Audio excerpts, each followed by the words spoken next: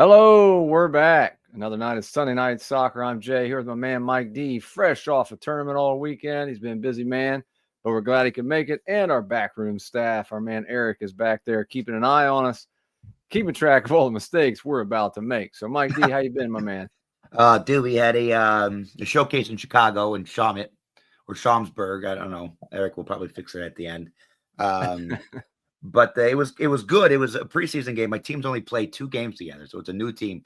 I've had a core of the team for about 5 years, but then we lost basically our whole back line and added some extra pieces this year. So it was a real test for playing together. They're 09, so freshmen and sophomores in high school. Yeah. Actually, mostly 8th graders and freshmen. Actually, I don't think we have any sophomores. But so we had our first 2 games last weekend in Detroit, and this weekend we're at the showcase in Chicago. So, and we've been training indoors, so we haven't had adequate space to be able to prepare them for that type of conditioning, and they just haven't worked on certain nuances that a new team, needs to learn from each other, especially like angles and runs and cues and when to move into space and what they're looking for. So we did what we could do to stay defensively organized, and we did a really good job. We only got scored on 3 times out of 3 games, which I'm okay with. 2 in one game and 1 in the other.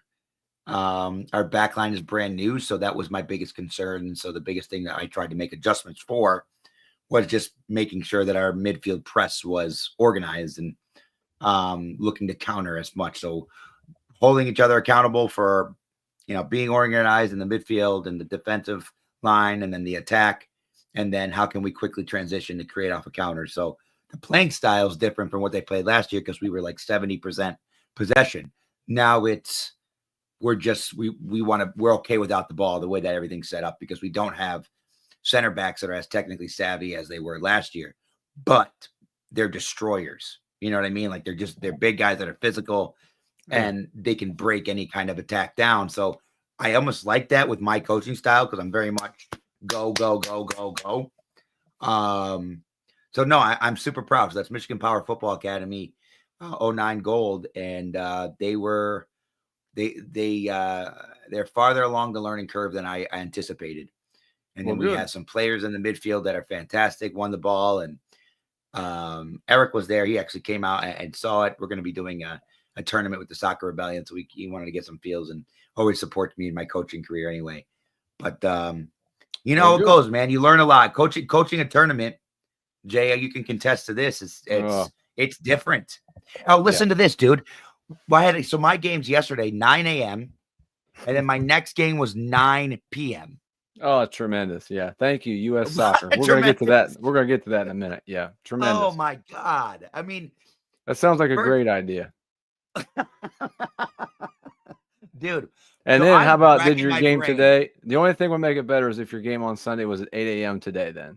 No, see, they gave us the grace of a 1 p.m. game, but everyone just like, what is this? Like, that was brutal to have to re-energize them. Like, I was like, I didn't know how to put them to bed and wake them back up. Like, I was trying to figure out how do I do this because there was such a long gap. I was like, don't go to Chicago. Don't walk the city. So we actually played like Top Golf, which was a lot of fun. Yeah. That was cool. We did that with the team. I'm terrible. I threw my back out with like 2 swings.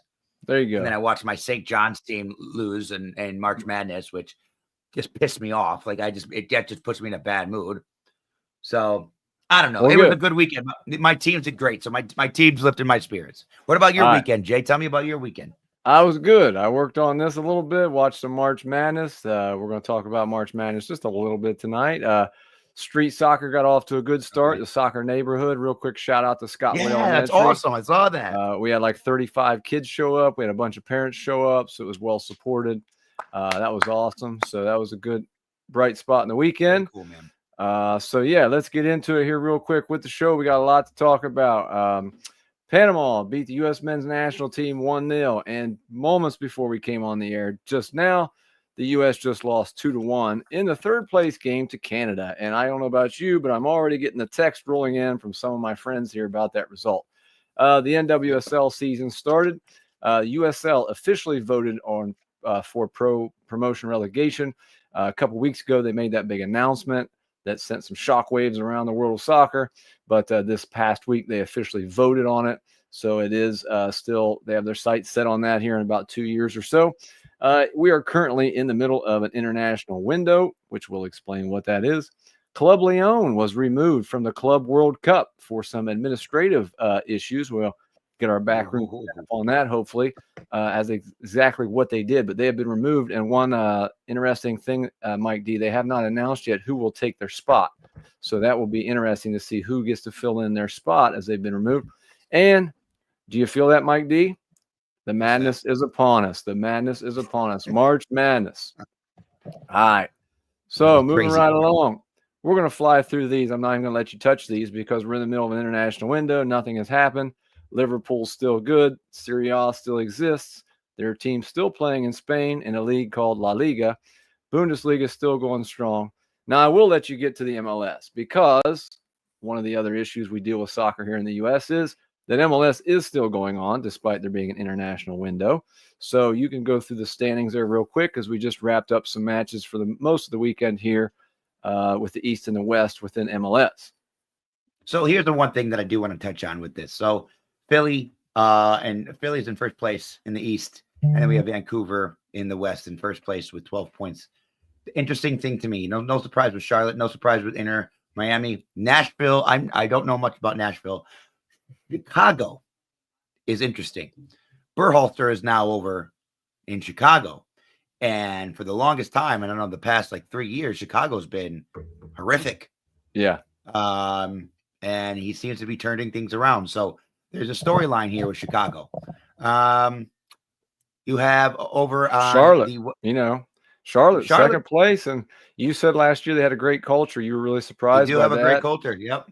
And they're in second right now. So yeah, I like what I'm seeing. And so you got the expansion team in third place, right? San Diego FC. Yeah. But that West looks a little weak, in my opinion. Vancouver was a big surprise, I think. Not a lot of people were expecting them right now to be in first in the West.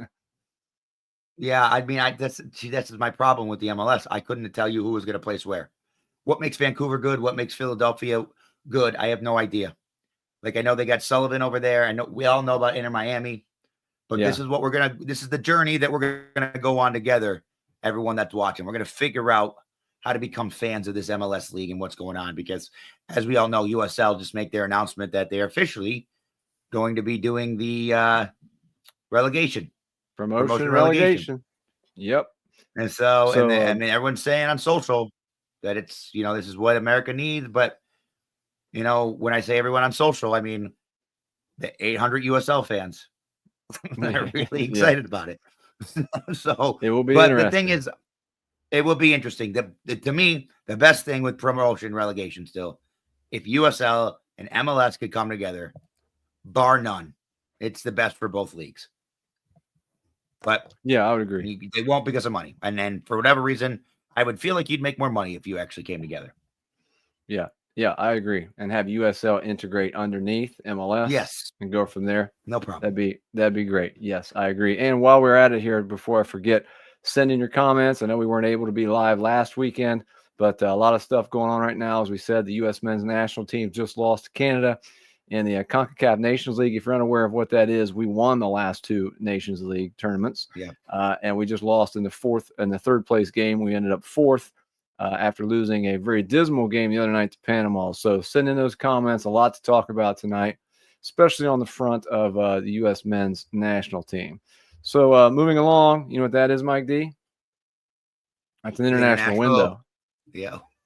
That's an international window. You did spend some time on this, man. You got to get a life. I knew you'd like that. So we're in the middle of an international window. That's why we did not cover Americans abroad, because the Americans are not abroad. They all got called back to play for their national team. So during an international window, there are certain schedules. You're still laughing about the actual. You just caught that, didn't you? It's a window. And I'm laughing how you set that up. You know what that is, my G. That's an international because I knew you wouldn't. Because I know your ADD would kick in already, and you're not paying attention. That's so accurate. I didn't know what the hell you're talking about. I know. We've been doing this a while, man. So there are certain international windows or breaks in the schedule throughout the year where players get sent back or called in actually for their national team for various tournaments, qualifying games, sometimes just friendlies. And right now we're in the middle of an international window. So, for example, if you're an MLS fan, I went to was able to go to the Columbus Crew game last night, first game we were able to go to this season, which was great. But there are going to be players possibly missing from your MLS team that are called into the U.S. men's team right now for this CONCACAF Nations League. Whereas a lot of other players in Europe are doing the same thing. Their leagues are actually on a break. So their teams are taking a break. Some of the players still train with their team, but they don't have any games. And then that usually lasts, 10 days or so. And then they'll be back with their teams, and club games will pick up again. So that's what we're in the middle of right now. So there isn't really much news to report on in terms of Americans abroad. We're not going to talk about the goals and assists and clean sheets and stats around Europe because, again, international window, and we haven't had much change. We do want to talk about tournaments and coaching. So our one topic this week for coaching, Mike D, you just got off a tournament here this weekend, is our thoughts on tournaments. And, we were joking around about it, but you and I do this quite a lot. And anyone else out there, the coaches knows exactly what I'm talking about, or even parents as well, as they go through these things and the setup in youth soccer in our country. And you were joking around about the 9 a.m. game on Saturday, followed by a 9 p.m. game. So I want to ask you a couple questions and your thoughts. Are youth tournaments a bad thing in our country? Are there some restrictions needed? Should we add or change maybe some age group rules? And what does it really teach at the end of a weekend? So for those of you out there aren't familiar with how this works maybe yet, if you have younger kids that aren't into this yet, a typical tournament has 3 or 4 games in 2 days. It a lot of times results in some paced effort by the kids on your team because it's very difficult to play 3 or 4 games in 2 days. It places a lot of emphasis on winning because you just went to a showcase where a lot of times there isn't a championship game for high school age kids, but the younger kids have a championship game a lot of times. So obviously the focus from everybody turns to winning because they want to win that trophy on Sunday, as opposed to what you talked about earlier. You were pleased and very happy about the development of your team over the weekend. And it kind of leads to result-oriented stuff, not style or development. So just our coaching topic for the week. What are your thoughts on tournaments and youth soccer in the United States? So I agree with you. I think they're very stagnant. I think that they feel like cash grabs, and they don't feel like they're thought through, and there's not a good filtering system to provide accurate league play or pools. So a lot of the times you'll go into it and either you'll play not very good teams, or you'll play teams that are way out of your league, or whatever it is. But it's not the way that they're doing the brackets. Just seem that the competition's all over the place, and you really don't know what you're getting into. So because they're just trying to get teams to fill tournaments, and it seems like there's more and more tournaments that pop up every year, and it's just it's losing its value. It's losing its quality, in my opinion. Right? You get the same type of generic features that are there. You'll have the food trucks. You have the kick it with the mesh netting, and then you have the $85 $60 hoodies you have to that are there that you can. It has the same symbol and everything there that everyone and their mother have. But as far as the gameplay goes in Chicago, so what I like about showcases is the fact that you're right. It's not results driven. So going into this, I was going into this preparing for State Cup run. So the emphasis was on getting organized as a team. So obviously you want to go out there and you want to get results and you want to win, of course. But one of what I've been working for, going back to what we talk about by, creating a winning culture from that book that we got from the conference this winter, my focus has been character, process, results. So this kind of molds into what I've been teaching our culture right now, and having the focus just be on the process, having intent, having purpose. So showcases are different, but as far as tournament goes, the 9 a.m. to 9 p.m., that's not good for anybody. That's a hard thing to go through, period, on the body. That's crazy because of that downtime. But I will say this, we bonded a lot. like you can't really go anywhere. Usually when you have, let's say, a 10 a.m. game and then you have a 3 p.m. game, I feel like that's pretty typical. Yeah. Yeah. A few right? hours in between. A few hours in between. After that, you grab dinner maybe, and then parents might go get drunk with the other parents, Yeah. and that's where coaches, by the way, coaches, what I'll tell you right there, go away. Like, don't get yourself in that trap. That's a tough one. I'm just saying, be careful. Yeah. Yeah. But there's not, the team bonding can be great. It should be great, but not always. Right? Sometimes they all go separate. Because we had this big gap and I wanted to keep control of everyone, we did everything together. So I did like that portion. So that the scheduling is difficult, and there's definitely favored some teams over other teams when you have a schedule like this, especially when you're coming from 3.5 hours away like we were. Yeah. So on that portion, again, why would they have a 9 a.m. and 9 p.m. game, Jay? Because they're trying to get as many teams in there as possible, and they're trying to make as much money as possible. So the intent of doing this has nothing to do with the quality and what's best for the players. This showcase in Schaumburg, which was great, is because they had a physical therapy tent. I truly appreciated that. I thought the referees were actually very good, which tends to not be the case. And a lot of the times at these tournaments, what you do when you have referees is you have a referee there from 8 a.m. in the morning to 6 p.m. at night. After that third game, he is spent. His decision making, he is fatigued. He is agitated. And that is just being a human, because he's got parent after parent, entitled parent, saying how bad he is at calling the game. There's only so much we can take. I tend to feel terrible for refs at tournaments. Yeah. Yeah. No, I agree. I think. Go ahead. What do you think about I think when you get to high school, playing even a showcase 3 games in 3 days is too much, in my opinion. Yeah. What do you think about some restrictions, at least in terms of like for high school teams, like, if you had a showcase, but you had 1 game on Saturday, 1 game on Sunday? What if, I feel like when you're going up to maybe U11, U12, you're still little, you're playing like 9v9 on a smaller field. Maybe then, can you still play 3 games in 2 days? It doesn't really affect you as much. But when you move to 11v11, like you said, it takes a lot out of you. You know what I mean? Yes. To play very hard. What do you think about that? Because like you said, as long as people are paying for it, these tournaments aren't going to go away. As long as people are making money. I agree with you. So I think, I think, back to back is one thing. Back to back to back is another thing. 100%. That's you're asking for injury. I also think coaches probably got to be more on top of it at that point too, and manage minutes a little bit different. This showcase, we did 35-minute halves. Yeah, that's good. At least that was good. I thought that's a restriction. I would say even going 30 minutes would have been fine. Yeah. We did suffer 3 major injuries. Surprise, surprise. You know what I mean? Yeah. Like, I went into this knowing that, especially because it's preseason and we're playing in March outside in the cold. Yeah, and like you said, you haven't been able to get outside. You've been No, we haven't indoors.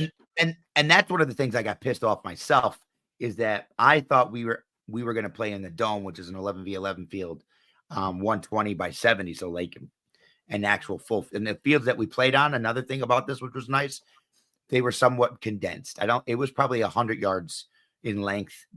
And I would say probably 50 yards wide. So they were a little bit smaller. So for preseason purposes, these were almost the best conditions you could ask for besides the scheduling. But field size I thought was appropriate. So if we want to talk about restrictions, yes, field size maybe. If you're going to play that many, maybe you're not doing a 120 to 70 yards wide. And playing 80 or 90 minutes. Yep. And play right. Like maybe you're limiting that a little bit. Maybe player restrictions, minutes for player restrictions. So you can't be playing back-to-back 90 minutes or back-to-back 80 minutes. Yeah. And there's more something substantial on that. Like, yeah, I think that's a really good point on, and making this player developmentally friendly. Because it's a lot, man. And I don't think you realize that when you're a kid, when you're playing in these things, like you do want to play, but there's a lot that you need to be prepared for. And let's be honest, coaches around the American club scene, how many are really taking the necessary steps to prepare their players as athletes? from nutrition to stretching to Yeah. mobility to conditioning. You know, like Just show up for your games and you want to win. just show up for your game. We did on my last game, the coach shut up 5 minutes before, and I was watching these other kids warm up, and I was like, "All right, we're gonna high press in the first 5 and pound them because they're not gonna be ready for that." Yeah. Yep. So very interesting. Send in your comments. As always, we'd love to have you like and subscribe to our channel. Check out the Soccer Rebellion online and on social media, and help us out. We appreciate all your support. Send in those comments. Youth tournament's a big topic for further debate in our country. So moving along here to our next topic, we already have some comments coming in. We got Arturo there. Oh, there you go. He goes on to say, any tournament in the U.S. is successful because of Mexican fans. To be honest, facts. Look at the stadium, plain and simple. You're not wrong. Yeah, you're not wrong. You're not wrong, especially when it goes to the West Coast. When it goes to the West Coast, if it goes in Texas or whatever, yes, 100%. I feel like when it's the best atmosphere with the United States fans when it's more north or northeast. Yeah, absolutely. Absolutely. So just to set up the issue, this is what we're going to spend our time tonight talking about. As we said, just before we came on the air tonight, the U.S. lost in the third place game to Canada 2-1. Prior to that, the huge open tryouts for the U.S. men's national team. There you go. Let me do that again here so we can show everybody. They couldn't see it. There you go. This is what needs to happen. There you go. Yeah, open tryouts. Now, where will that be held at Los Conchas? Will that be there? Or? I don't care where we have it. Okay. You just name the place, and we'll get people to show up. Yeah, we're just gonna do it. But that's what needs to happen with this. It's embarrassing. There's no pride. They're all prima donnas. Yep. So earlier in the week, what caused a lot of fuss, even this Canada result is even newer right now as we speak. It's just happened, but they lost 1-0 to Panama on Thursday. Now, just to set up this scenario, please listen to the casual sports fan right now. It was a 4 p.m. kickoff in LA on Thursday afternoon. Tickets were overpriced. They were only available. The game was only available to be watched on Paramount Plus, the app, because of the first day of March Madness in this country, which we all know, Mike D. Everyone in every office, even people that never watch sports or college basketball, fill out brackets and they get excited about March Madness. So all those games are on CBS. So the game was only available on the Paramount Plus app. And I did do some research and find out a lot of people were complaining. This has been all over social media and podcasts and TV shows since then. CONCACAF does actually run the scheduling and tickets, but that still, to me, just goes on to say that it's still a poor decision by CONCACAF. Whether that decision is on CONCACAF or U.S. Soccer or whoever, it is ridiculous no matter how you look at it. So that is just kind of to set up the scene. Now, Mike D, while I turn the table or the mic over to you, I want to run through for people out there. Just please listen. These are the clubs that the men's national team starting lineup play for. And then I'll read you Panama. The starting lineup for the United men's national team: Crystal Palace, Bournemouth, AC Milan, Juventus, Norwich City, AC Milan, Lyon, Charlotte, Borussia Mönchengladbach, and Juventus. Now, this is the starting lineup in the clubs of the Panama starting 11. Al-Fayha in Saudi Arabia, Slovan Bratislava, Norwich City, Khimki in Russia, Deportivo La Guaira in Venezuela, Ironi Kiryat Shmona in Israel, FC Juarez in Liga MX, UNAM in Liga MX, which is Mexico, San Diego FC, Minnesota United, and Universidad Católica in Ecuador. Mike D, what are your thoughts on the 1-0 result by our team against Panama? And you can see there on the screen a very sparse crowd, which was matched today by what I would say even a more sparse crowd. Well, I think you just said it. You're out with the clubs. So this game for Panama and those players, it's a much more marketable game, even though there's that many people in the stands, than anything else that they're doing. And if you look at these other teams, they're going from Juventus, they're going from AC Milan, they're going from the EPL to where they're already in millions of dollars in scenario, and at the top clubs, there's no big promotion for them playing in these CONCACAF games. And that is evident when you watch our players play. They have no pride whatsoever in playing for this team. This is something that they feel like should be handed to them. They step onto that field like they're just going to win the game. Like they're just going to kind of walk. And I'll tell you what, that Panama game, 70% possession. Panama had one shot. We lost lack 1-0. We lack a clinical finisher. That's number one. That's evident. But we moved the ball with no purpose. There was no direction. There was no, and I don't know if that's on the coach. The manager, I don't know. But to me, the way that the players played was just not hungry. It just doesn't look like a team that's representing a country. And I don't even think this is worth talking about. The World Cup is coming to the United States next year. The opportunity at hand for these young players to make something truly special happen, to change the importance of this game, to bring pride to this country, is at an all-time high. We are literally in the golden era of soccer right now. I agree. And you are letting this shit crumble. I want to just intervene real quick. I think the biggest difference, what you just said, is they don't feel an honor or an obligation right now. If you go back to the 94 World Cup when it was here for the first time, those guys that played, the Eric Winaldas, the Alexi Lalas, I think that they truly felt an obligation to give it everything they had, because it was their chance to show the United States as a country, about the World Cup and to put on a good show, that they could be proud of. And I think that, like you said, a lot of the pundits and everything you've seen on TV since this game on Thursday has been about the most questionable thing about that result, or that was the performance, was the lack of effort, like you said, was the lack of intensity. And now, for people out there that don't understand, there's only the Gold Cup is this summer, and that's pretty much the only competitive thing left for the U.S. men's national team between now and the World Cup. And even during the Gold Cup, there's going to be an overlap with the Club World Cup, where some of these guys, like Timothy Weah, possibly Wes McKennie from Juventus, might be gone with their club team if that overlaps. And as well as I do as a coach or as a player, there's a difference between a competitive game and a friendly.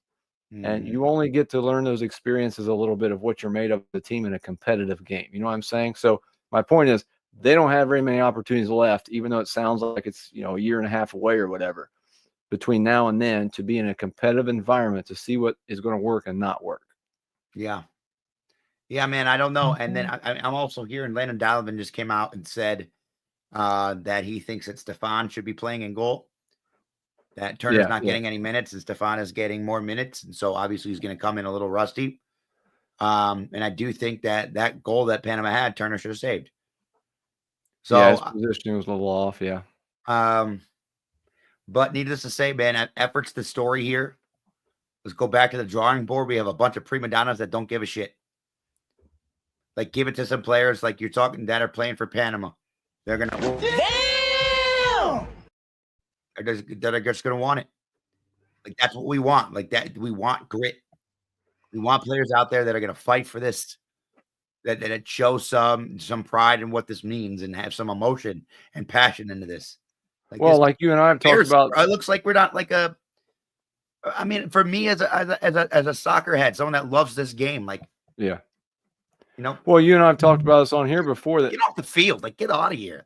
That should be what our men's national team. We've talked about style of play before, right? Yeah, that should be that's what we can hang our hat on. We've always hung our hat on, the Clint Dempseys, the Brian McBrides, working their ass off. It may not always be pretty, whatever, but that should be what we hang our hat on. And if we don't do that, then this is what you get. Would you agree? Yes, 100%. I mean, that's what you're saying. Yeah. So very disappointing, very I don't even know what to say. And that's for the layman sports fan that's listening to this. The hard part about national team play is that you get such limited time with the players. And so you are really thrown into this. And one of the bigger issues when soccer is all about being able to adapt, we have players that are role players and they're specialists on these other teams. And then when they come in and they don't have, besides Pulisic, when they don't have other go-to players, and they're put more in the limelight, they're not adapting to what the system requires, in my opinion. Yeah, and so now they're going to go back to their club teams for a few months. Exactly. Try to come back for 2 weeks, work together again, and then that's all you have. So very difficult. It's very tough times right now for the men's national team, and I can promise you, even though we're in the middle of March Madness, for everybody out there, there's going to be a lot of talk here over the next probably week or two about the current state of this men's national team. So we'll leave it at that. Please send us our comments even after the show. Send us your thoughts on that. Mexico, yeah, remember, open tryouts for the men's national team. Mike D has volunteered to coach, so check that out. Oh, this will brighten your day. Dre's on here. There you go. Coaches are always right. There you go. Coaches are all right. Thank you. And you know what? By the way, the national team manager, he's calling everyone out. I think what he's saying to the media, I actually agree with what he's saying. I don't like that he's not giving Gio Reyna some time, but again, what he said about Gio Reyna, he's not this caliber ready.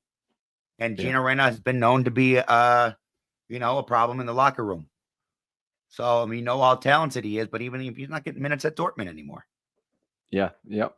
So all right, we'll move on to our highlights for the week. I'm going to surprise you here with our highlight. You ready for this? Let's see if they can find something on this set piece.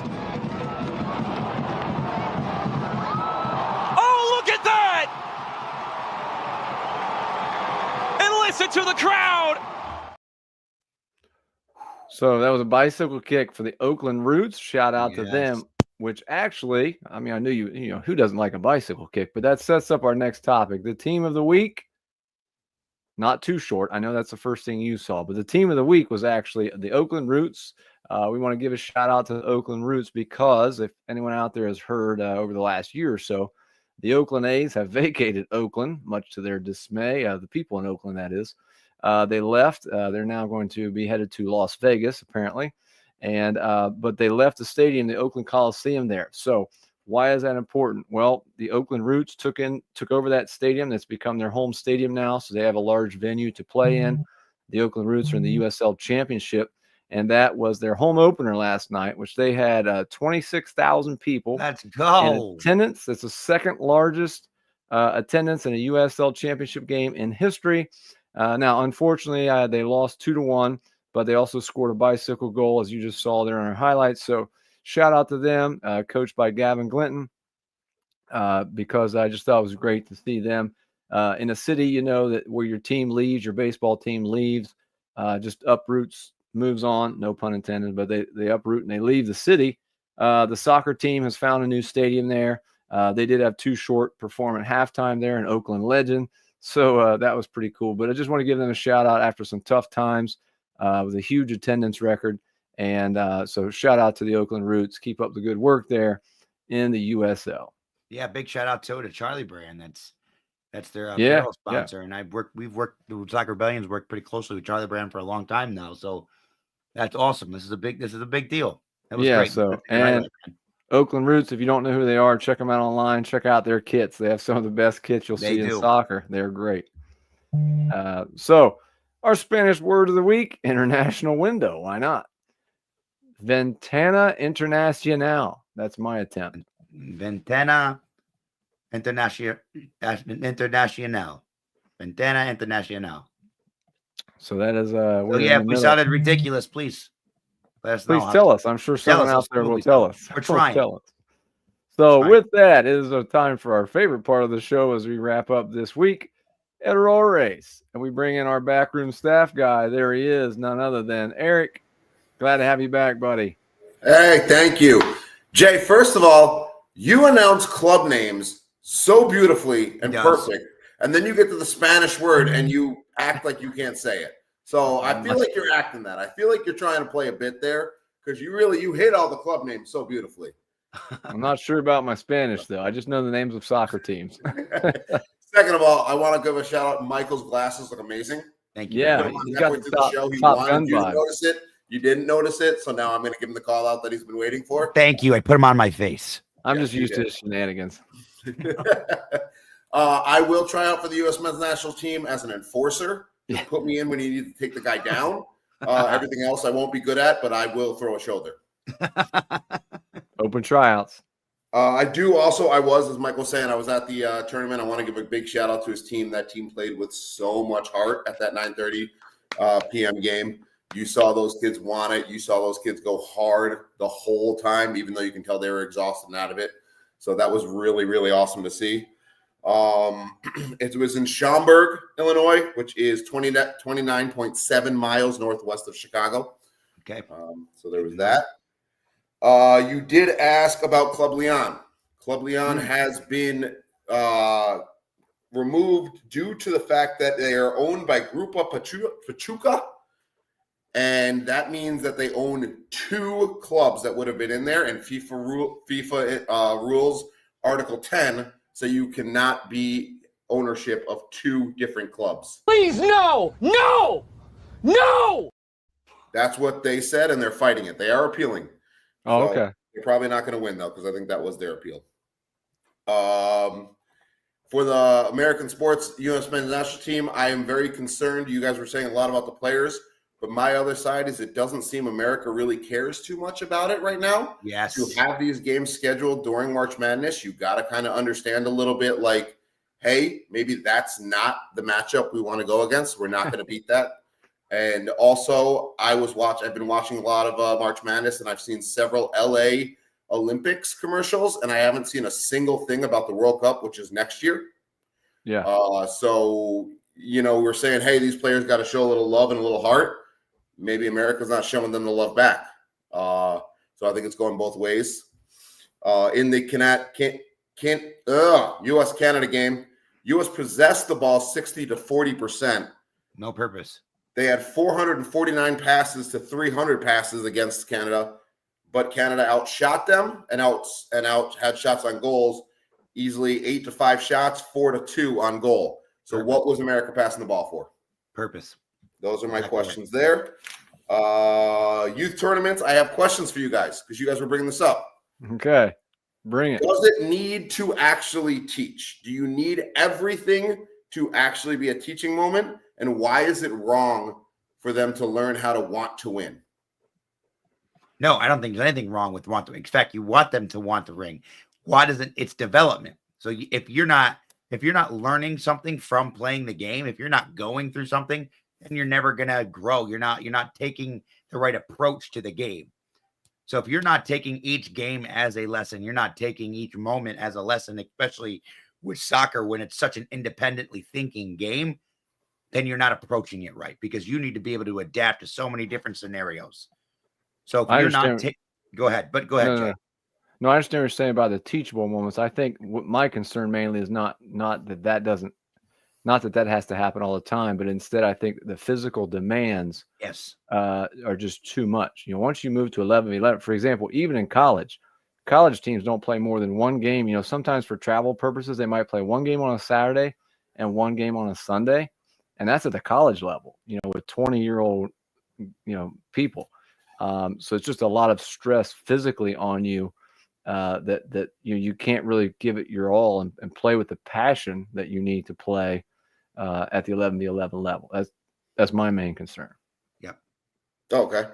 And then just take that. Club-owned tournaments that are actually the club is actually playing in the tournament. Is that fair or foul? That's a good question. I think it's fair. I'd say it's fair. And I'll go back to, why everyone does it. As long as people are buying what you're selling in anything, right, it's going to continue. So a lot of clubs do that. I'm part of a club that does that. It's a moneymaker. It's the biggest moneymaker of the season to host a tournament. And then obviously as a club, I'll ask you guys, how would it look if your club had a tournament and none of your teams were in it? Then it might be looked at kind of odd as well. You know what I mean? I think people view it as, why are your teams not in this tournament? But then, like you said, they could look at it as, well, there's all these teams from your club in it, so they're going to get unfair treatment. Is that what you're saying? Right. Yeah.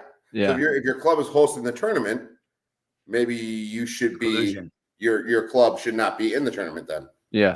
That's why when the Soccer Rebellion does it, it's going to be insane. Yes, it's going to be nuts. Because everyone's going to wear sunglasses. No, because it's going to be way better than when a club does it, Jay. Yeah. But That's what I meant. there might be a few people that wear sunglasses. You're very irritable after Because we got tournament. swag. I'm not, but you just said something that was very unintelligent, and I didn't like it. And then last question here, because this was interesting to me. You guys were talking about showcases, and I've heard a lot about soccer showcases where clubs go for soccer showcases. Mm-hmm. Is that laziness on the part of scouts? Where in football, the whole team doesn't go to a showcase to play in a tournament. You might get invited as a player for a showcase, but to just hold tournaments to where soccer scouts go, is that because the soccer scouts only want to go to tournaments and they're too lazy to actually scout and they just want it all in one place? I would say, in my opinion, first, that it's because a lot of soccer staffs at the college level are very small. So they don't have the people during their season in the fall to go out and scout very often. So in the spring is the recruiting, season. And they go to those things. You got to, and that's a fair point, Eric. I exactly why you brought that up, but soccer is not near the same caliber of football, and so you're not comparing apples to apples at all. Like, we don't have the same system set up, the same roadmap set up for colleges to be able to look at these players, and it's still very much a wild, wild west system. But to your point, where I think you're hitting a chord here is that yes, calling it a showcase is a marketing tactic. Mm-hmm. Oh, absolutely. Yeah. And saying that, I got college. It's a showcase because I know 3 college friends that coach colleges are going to be there. There you go. Now you got a showcase. Yeah. So good stuff. Other than Eric. that, clean show, guys. Thank you for the answers. absolutely. Thank you for all the work back there, pointing out all of our mistakes, errores, as they're called. Yeah. Shout out to Mike Eric. D and his sunglasses. We appreciate it. We're glad to be back. Make sure you like and subscribe. Before we get off, Jay, I got to say something. My wife just Yes, texted sir. me and said you shouldn't have been so mean to Jay. Yeah. So I appreciate it. I apologize, Jay, but At least someone out there's walking. It's all right. I got thick skin. I can handle it. I know how you are. I didn't apologize. I'm just saying I know my how you wife should say I could apologize. You did. That's your I didn't think I was subliminal being mean. I think I was apology. being sarcastic.